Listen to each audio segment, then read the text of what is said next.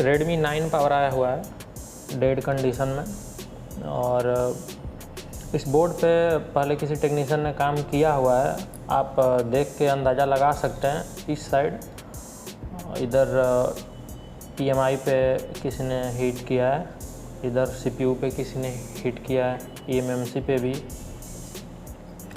और किसी ने हीट इस तरीके से किया है कि अब ध्यान से यदि देखें इस बोर्ड को तो यहाँ पे आपको नज़र आएगा कुछ बॉल जो है आपस में टच हो रहे होंगे, और इधर से भी एक कैप है जो कि उस वाले कैप से टच हो रहा है, और किसी ने शायद फ्लक्स भी डाला हुआ है और ज़ोरदार तरीके से हीट किया हो। मे भी नीचे बॉल भी आपस में टच में हो गए हों, अभी कुछ कह नहीं सकते। फ़िलहाल ये बोर्ड जो है अभी कंडीशन इसका बताऊं तो ये फ़िलहाल लीकेज में है। और यदि मैं सबसे पहले मल्टीमीटर से आपको दिखाऊं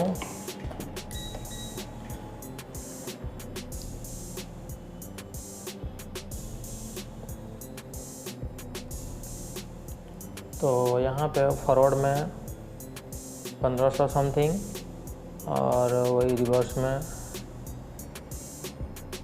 400 समथिंग, यहाँ पे 883 और यहाँ पे 15 पॉइंट समथिंग। ठीक है, ये बोर्ड अभी फ़िलहाल लीकेज में है, आप मल्टीमीटर से अंदाज़ा नहीं लगा सकते, तो इसके लिए मैं DC लगाता हूँ, क्योंकि हर बार मल्टीमीटर से आप यदि जजमेंट लेते हैं लीकेज का तो आप फंस सकते हैं। तो यहाँ पे मैं उसके लिए क्या करता हूँ, DC लगाता हूँ। DC में गौर करिए, सबसे पहले मैं यहाँ पे बूट केबल लगाता हूँ, और बूट केबल लगाने पे आपको दिख रहा होगा यहाँ पे कि 0.039 का यहाँ पे लीकेज है। ये मैंने केवल बूट केबल लगाया है, ना ही मैंने पावर बटन दबाया, ना ही मैंने इस बोर्ड में कुछ किया है। और यदि मैं निकाल लेता हूँ तो वही 00, वापस से यदि डालता हूँ तो 0.039। इससे ये चीज़ समझ में आता है कि नहीं, ये बोर्ड लीकेज कंडीशन में है। और लीकेज कंडीशन आने के बहुत सारे रीज़न हैं। मे भी हो सकता है पावर लीकेज हो, चार्जिंग ऐसी लीकेज हो, या फिर किसी ने CPU MMC पे काम किया है, हीट मारा है ज़बरदस्त तरीके से, उसके वजह से बोर्ड लीकेज में आ गया हो। क्योंकि MMC में भी ब्रेक की लाइन जाती है, और भी जो वोल्टेज से जाते हैं, यदि नीचे के बॉल ग्राउंड के साथ टच में आ गए तब भी आपका बोर्ड लीकेज में आ सकता है। पहला काम ये है, ये देख लेना है ऐसे कंडीशन में कभी कभी VPH लाइन भी शॉर्ट हमको देखने को मिलता है, क्योंकि VPH का कनेक्शन अलग होता है और VBAT का कनेक्शन अलग होता है। तो इसलिए सबसे पहले देख लेते हैं VPH लाइन तो शॉर्ट नहीं है हमारा। तो यहाँ पे नहीं, VPH लाइन शॉर्ट नहीं है, आप देख सकते हो मल्टीमीटर में 1300 समथिंग है, VPH लाइन शॉर्ट नहीं है। सबसे पहले जिस टेक्नीशियन ने काम किया है, हीट मारा है। अब यदि मैं अपना एक्सपीरियंस की बात करूं तो मे भी ये फ़ोन हो सकता है इसी कंडीशन में डेड हुआ पड़ा हो, या फिर हो सकता है 9008 का जो पोर्ट होता है, जो ऑटो पोर्ट आ रहा है फ़िलहाल 9 पावर या फिर बहुत सारे पोको के फ़ोनों में, तो मे भी हो सकता है उस रीजन से बंदे ने CPU MMC पे हीट मारा हो कि ऑटो पोर्ट है, शायद चला जाए हीट मारने की वजह से, और मे भी आ गया हो शॉर्टिंग। तो फ़िलहाल मैं यहाँ पे काम करने वाला हूँ CPU MMC पे। रीज़न ये है कि सबसे पहले तो मुझे काम ख़राब यहाँ से दिख रहा है, और अभी पावर पे मैं हाथ नहीं लगाऊंगा।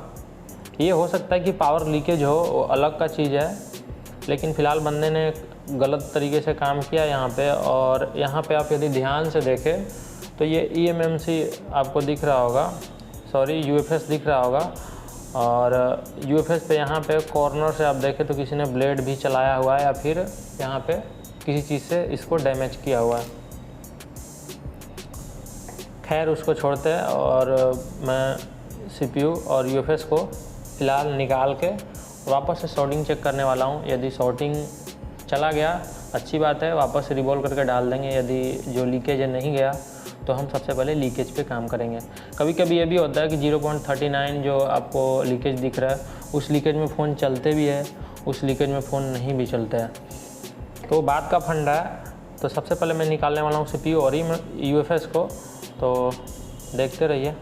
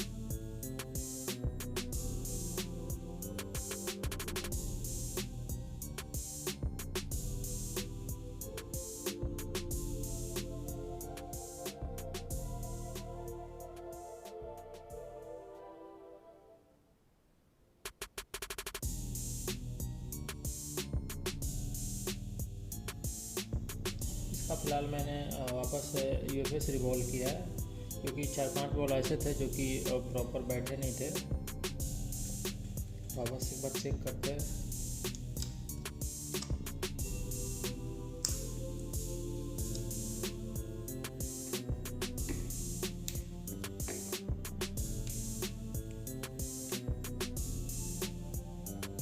चलिए, रेडमी का लोगो तो आ गया।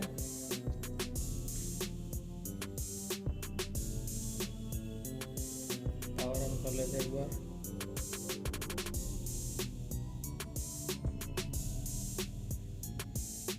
बूट भी हो गया।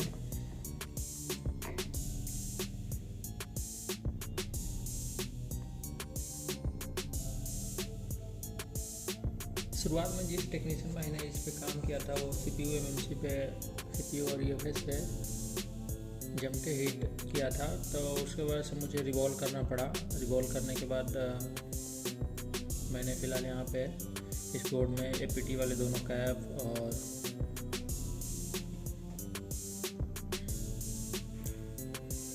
वो IC भी निकाल दिया मैंने। चलिए, बोर्ड तो प्रॉपर ऑन हो गया। पासवर्ड लगा है। फिलहाल यहाँ पे बोर्ड प्रॉपर ऑन हो गया। चलिए, बोर्ड को कंफर्म करा देता हूँ। बोर्ड वही है।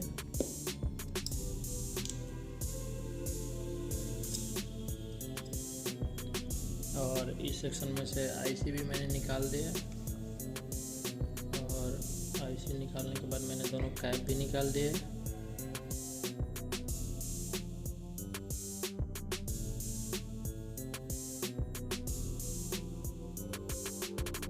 मिलते हैं नेक्स्ट वीडियो में। Thank you.